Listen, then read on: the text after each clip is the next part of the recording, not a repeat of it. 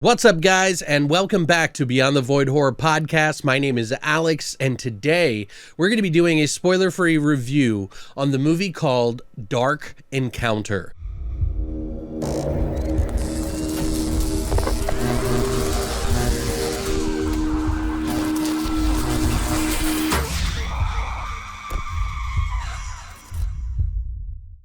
Over the years, we've had many different types of films that deal with some sort of encounter with aliens. There's scary, there's kind of lighthearted. Somewhere in the middle, I think, is Dark Encounter. Dark Encounter is about a family dealing with the loss of a missing child.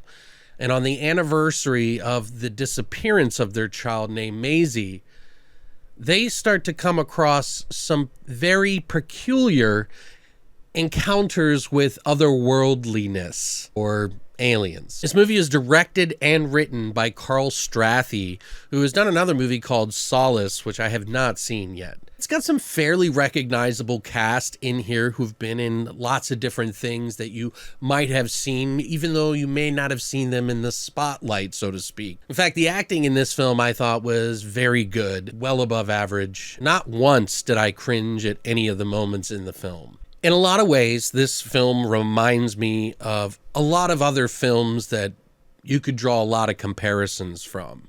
Movies like Close Encounters of the Third Kind, Altered, Fire in the Sky. I even got notes of Interstellar. It's hard to explain this film without actually spoiling it, and I won't spoil it, of course, for you. So I'll just talk about the mood, the feel, the vibe, and things like that so that you guys can go into this movie watching it as a whole, because I think this is a very good movie to watch. Is it a 10 out of 10? No. But what it does, even though it treads on very familiar ground in the film world, it does very well. There's a lot of atmospheric tension that goes on for a large portion of the film. You, of course, get to know some of the characters. Didn't really overstay its welcome, in my opinion. And when things start to kick off, it does a really good job of unfolding the mystery at hand, and then pulls off a very unique ending. There were times in the film that I was really getting heavy vibes from Close Encounters of the Third Kind, and I think that was intentionally put there. Without being able to spoil it, I can't explain why, but just trust me, this is not a bad thing. At least for me and the people I watched it with. Having that sort of claustrophobic feel of the house being surrounded by unknown forces, crazy things are happening in the sky, it's a good feeling. And I actually really enjoyed that about this film. Now, is this a horrific, scary horror movie? In some ways, yes, I think that it is. But it is not directly a horror film.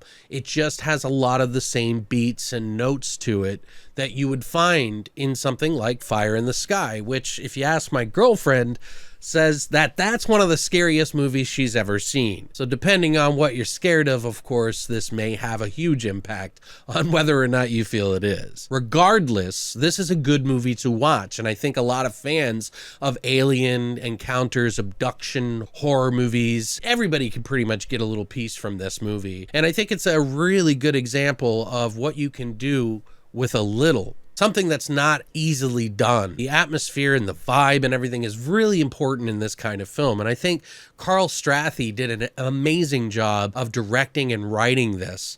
It felt like the characters are very natural and someone that you could kind of understand the point of view from. He does a really good job of kind of letting you know who the characters are while this mystery unfolds, and kind of locks you into your seat on the edge of it, I might add. Then by the end of the film, you should be kind of asking some questions, as most of us did. The twist really surprised me. I was not expecting it to go where it actually ended up. You could get a kind of a mixed response on how well the twist performed. Some people tend to take a slight to any kind of twist in a movie sometimes because it's like they think that they're being challenged intellectually. Me, I'm just here for the ride, so it was nice to have a nice twist at the end.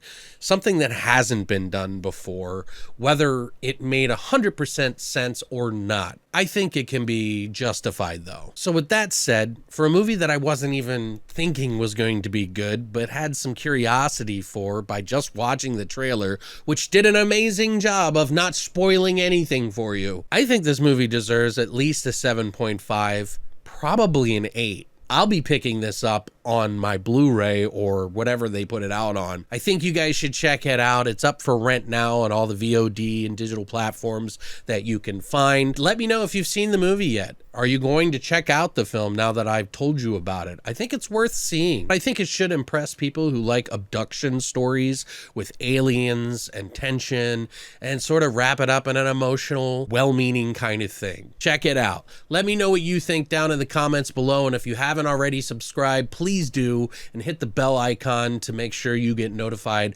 whenever I got a new video or review up. And as always, long live the void.